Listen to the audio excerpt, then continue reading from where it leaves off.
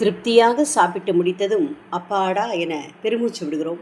அப்பாடா என்பது திருப்தியின் அடையாளமே தவிர நம்மை பெற்ற தந்தையின் நினைவு அல்ல. அவ்வாறு ஒரு சிறிய முள் குத்தினாலும் அம்மா என கத்துகிறோம். இங்கே துயரத்தின் போது வெளிப்படும் குரலாக அம்மா என்பது இருக்கிறதே தவிர அம்மாவை நினைப்பதாக ஆகிவிடுவதில்லை. அவ்வாறே நாம் நன்றாக இருந்தாலும் சிறிய கஷ்டங்களின் போதும் கடவுள் பெயரை சொன்னாலும் பக்தியோடு சொல்வதில்லை, ஒரு சம்பிரதாயத்துக்காக கூறுகிறோம். உண்மையாக ஸ்ரத்தையாக எப்பொழுது நாம் கடவுளின் பெயரை உச்சரிப்போம் என்றால் நம் சக்திக்கு மீறிய கஷ்டமும் துன்பமும் வந்து நம்மை தாக்கும்போதுதான். கஷ்டம் கர்மத்தினால் மட்டுமல்ல, கடவுள் நம்மை சோதிப்பதாலும் வரும் என்பதை நாம் அறிந்து கொள்ள வேண்டும். கண்ணப்ப நாயனார் கண்ணை இழந்தது கர்மத்தினால் அல்ல, கடவுள் சோதித்ததால். நீங்களும் நானும் கஷ்டப்படுவது கடவுள் தரும் சோதனையால் அல்ல, கர்மத்தால். சரி, சச்சரிதம் இப்படிப்பட்ட கஷ்டம் வரும்போது என்ன செய்ய வேண்டும், யாரை அணுகி நிவாரணம் பெற வேண்டும் என்பதை தெளிவுபடுத்தி காட்டுகிறது.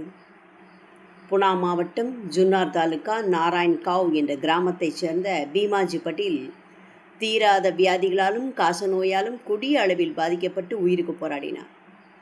எத்தனையோ வைத்தியம் பார்த்தாகிவிட்டது, எத்தனையோ கடவுள்களிடம் போயாகிவிட்டது. ஆனாலும் நிவாரணம் கிடைக்கவில்லை. தான் இனி பிழைப்பது அரிது என்று சோர்ந்து போன அவருக்கு நானா மூலமாக பாபாவை அறிகின்ற சந்தர்ப்பம் கிடைத்தது. நாம் தப்பிக்க வேண்டும் என்று இருந்தால் நிச்சயமாக ஒரு வழி பிறப்பதை தவிர்க்கவே முடியாது. தப்பிக்க முடியாது என்றால் எந்த ஒரு வழியும் திறக்காது, இருக்கவும் இருக்காது. பீமாஜி பாடலுக்கு நல்ல காலம் இருந்தது. அவர் ஷீரடிக்கு வந்தார். அவரை சுமந்து வந்து சேர்த்தார்கள்.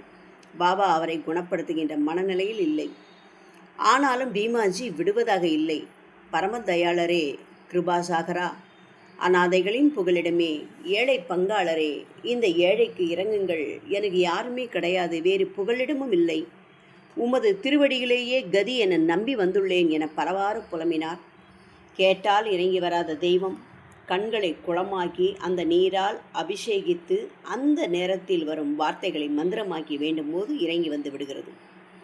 பாபா அவர் மீது இரக்கம் காட்டினார். வந்த சில நிமிடங்களிலேயே நோயிலிருந்து பீமாஜி பட்டேல் நிவாரணம் பெறத் தொடங்கினார். இங்கே விஷயம் என்னவெனில், எல்லோரும் கைவிட்ட பிறகு நாட்டம் கொண்டு கடவுளை சரணடைகின்ற மனதுக்கு நல்ல நிலைமையில் இருக்கின்ற போதே அவரை அண்டி வாழ வேண்டும் என்பது புரியவில்லை என்பதுதான்.